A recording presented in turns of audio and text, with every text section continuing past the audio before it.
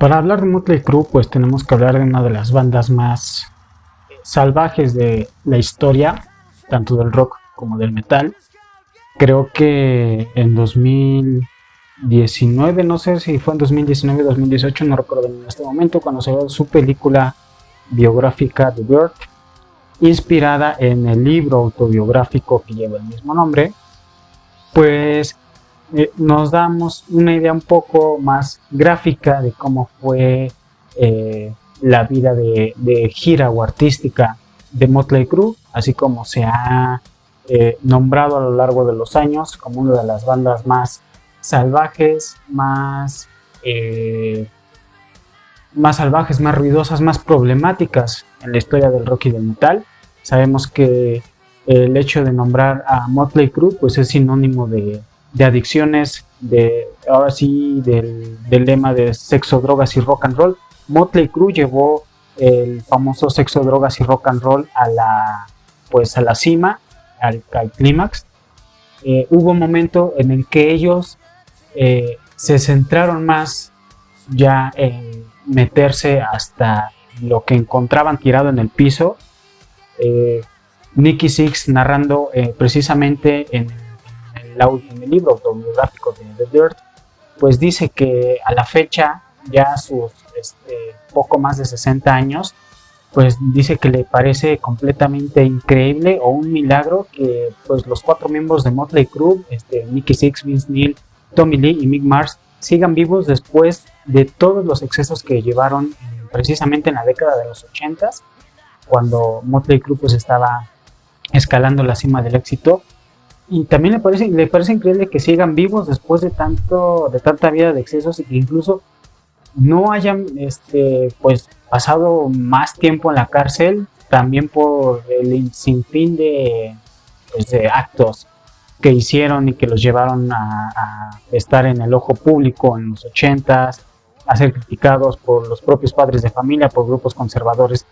religiosos, políticos o de padres de familia que decían que la música de Motley Crue era de mal gusto, que el ritmo de vida que llevaban era de mal gusto. Pero independientemente de las adicciones o de esta imagen de chicos malos, chicos rudos o adictos que Motley Crue se fijó en la década de los 80s, también es innegable el hecho de que Motley Crue es la viva imagen del glam metal. Antes de Motley Crue, creo que las bandas glam que habían en ese entonces, podría citar tal vez a Kiss, alguna banda que se llamaba por ahí Slade, de los 70s, tal vez a lo mejor Quiet Riot en sus primeros álbumes trataban también de emular un poco el sonido glam que en ese entonces pues llevaban estas bandas. Pero al llegar Motley Crue a la escena del rock, a la escena del metal, precisamente con el álbum del cual voy a hablar ahorita, que es su tercer álbum de estudio, el famosísimo Girls, Girls, Girls, editado un 15 de mayo de 1987. Siempre he dicho que a pesar de que Motley Crue es la banda referente o la banda imagen del glam metal, sus primeros 2 álbumes no son 100% glam. El Too Fast for Love es un álbum pues que por ahí con el cual pues la banda busca tener un propio sonido, su propia identidad, su propia esencia. En Shout at the Devil es un álbum un poco más pesado, más metalero, con una influencia un poco más grande de la New Wave of British Heavy Metal, que en ese entonces pues ya estaba expandiéndose, ya estaba en la cima del éxito, con bandas como Iron Maiden, con Saxon, con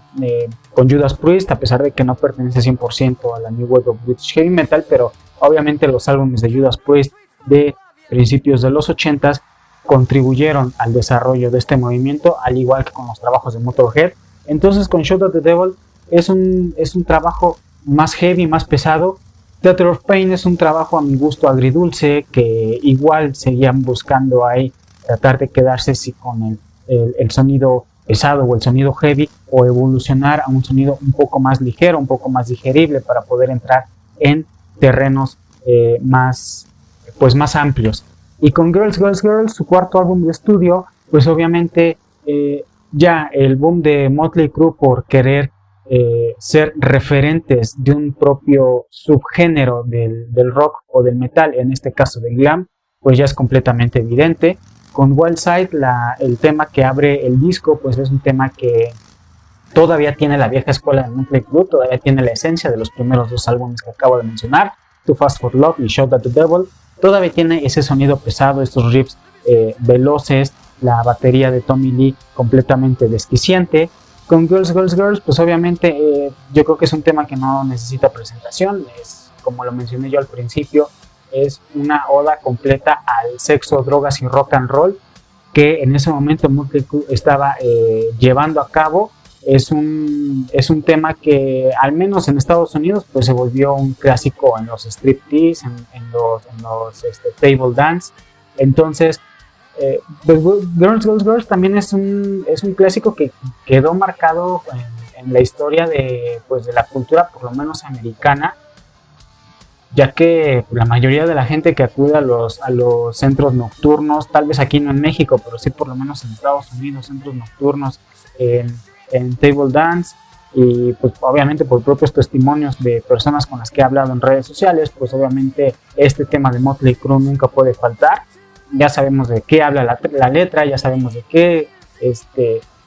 a qué se refiere esta canción, el propio video nos lo dice. Así que siempre que yo escucho o veo alguna publicación en redes sociales que dicen no, es que el rock siempre respeta a las mujeres y es que el rock de las mujeres no ve a las mujeres como objeto sexual, yo siempre me río y digo, se ve que esta persona no conoce a Motley Crue o nunca ha escuchado esta canción, porque pues obviamente si hablamos de respeto a las mujeres es algo que Motley Crue en sus canciones pues escasamente o rara vez lo tiene. Pero bueno, eso no le quita obviamente el mérito a este extraordinario disco. Dancing on the Glass también continúa con esta misma senda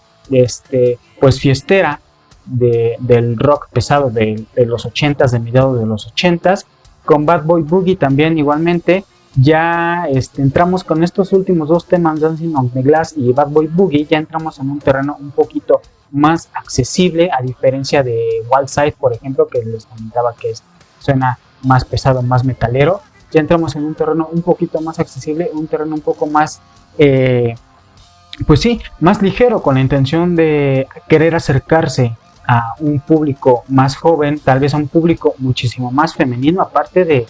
la canción que da nombre al disco, pues obviamente la intención de Motley Crue era seguir acercándose al público femenino, porque pues obviamente las mujeres eran quienes llenaban los estadios, eran quienes ellas intentaban estar cerca de los miembros de Motley Crue. Igualmente en la película se ve la conexión inmediata que tuvo la banda con su público femenino, todas las groupies que lo seguían desde sus primeras presentaciones hasta que ya llenaban estadios alrededor del mundo. Entonces pues sí, el hecho de Motley Crue no era realizar una música pesada.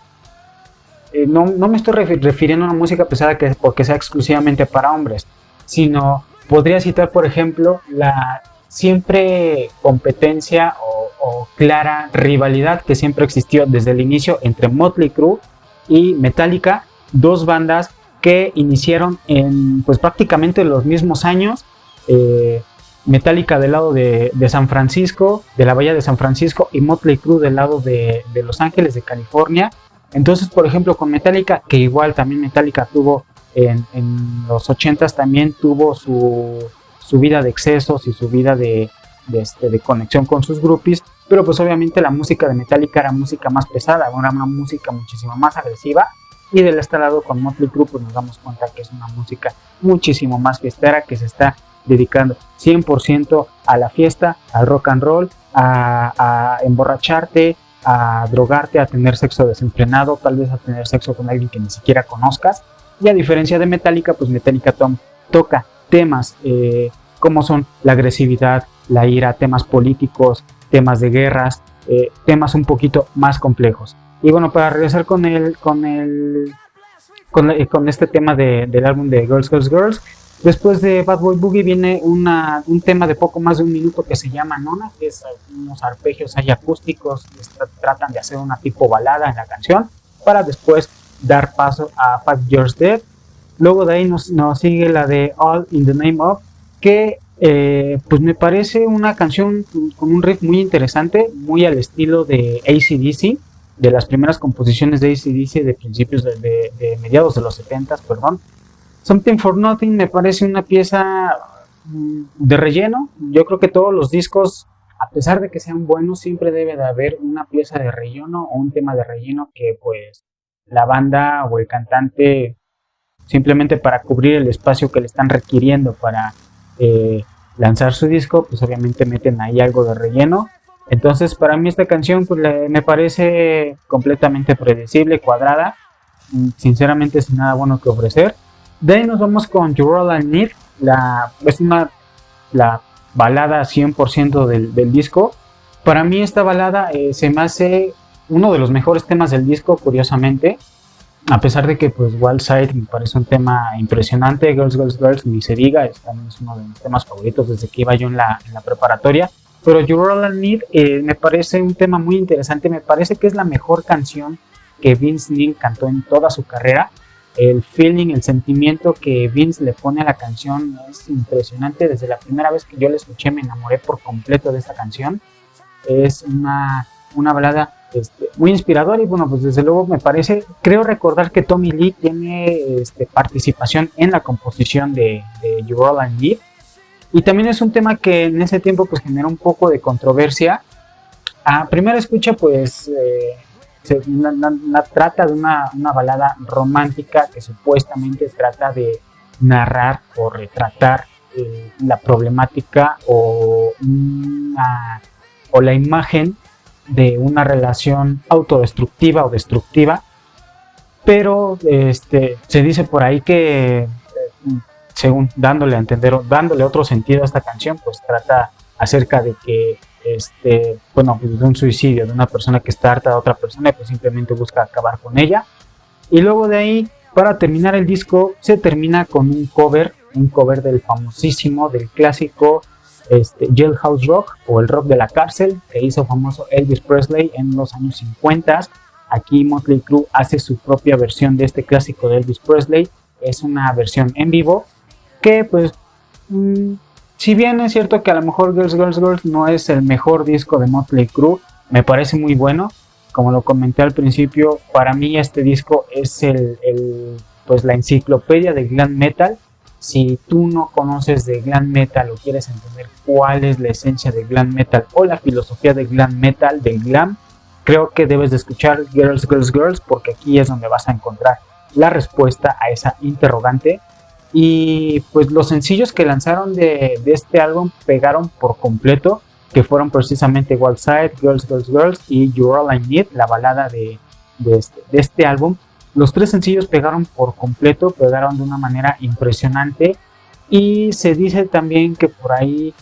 hubo una disputa entre este álbum y el segundo álbum de Whitney Houston,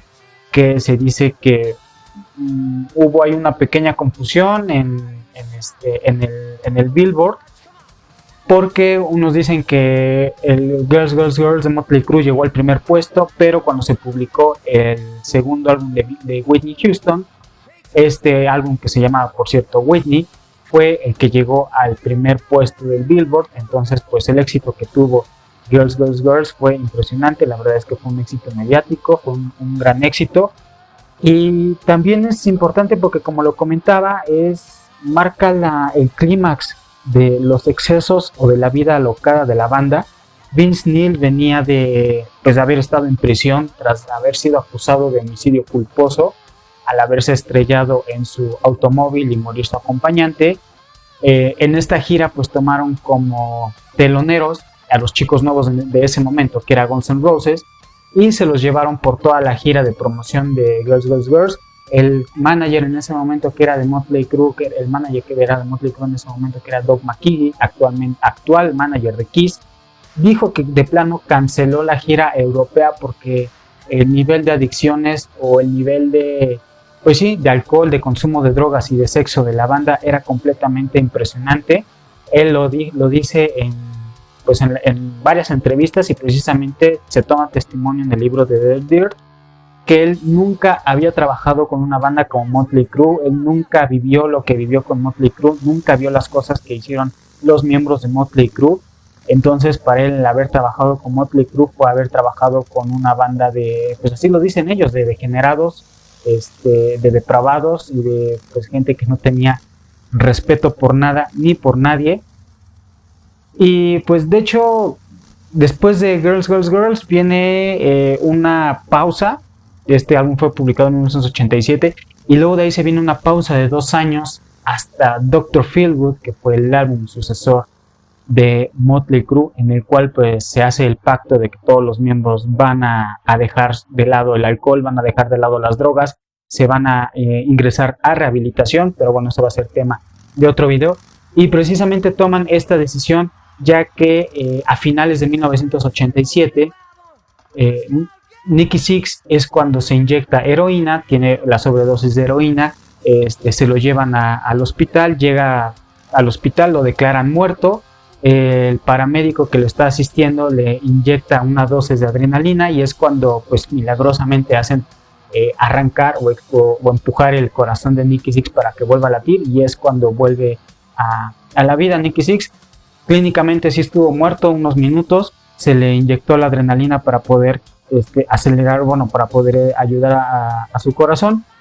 Sale Nikki Sixx en ese momento del hospital, regresa a su casa y se vuelve a inyectar heroína y fue cuando pues él sencillamente ya había tocado fondo, ya había llegado a lo más bajo, dice él, que pudo haber llegado, y fue cuando pues decide ingresar a rehabilitación para poder dejar de lado sus adicciones. Y bueno, pues a pesar de que Motley Crue estaba hundido por completo en las adicciones, Girls, Girls, Girls, la verdad es que es un buen disco, es un buen trabajo. Las composiciones que ellos tuvieron, independientemente de todos estos problemas que traían, fueron muy buenas. Creo que la participación un poco más abierta de Tommy Lee en ciertas composiciones también me parece muy buena. Y creo que el mejor momento vocal de Vince Neil lo podemos encontrar en Girls, Girls, Girls. No solamente en la balada de You're All I Need, sino en todo el disco. La verdad es que la voz de Vince Neil se escuchaba como lo mejor que él pudo haber dado en ese momento. Y desde luego de Mick Mars, pues no tenemos nada que decir. Ya sabemos que el señor Mick Mars siempre fue el cerebro musical de la banda, siempre fue el músico virtuoso de la banda. Así que pues todos los riffs y las composiciones de Mick Mars pues obviamente son una delicia auditiva por completo. Y pues habrá mucha gente todavía en este 2023, hay mucha gente que dice que el glam es para posers o para posers, pero pues desde luego yo creo que si te llamas rockero o metalero o como quiera que te identifiques, pues este tipo de álbumes o este tipo de trabajos son indispensables para poder comprender todo el movimiento metalero que pues se dio en la década de los 80s. A pesar de que yo no viví en los 80s, pues esta década me parece maravillosa, me parece increíble. Fue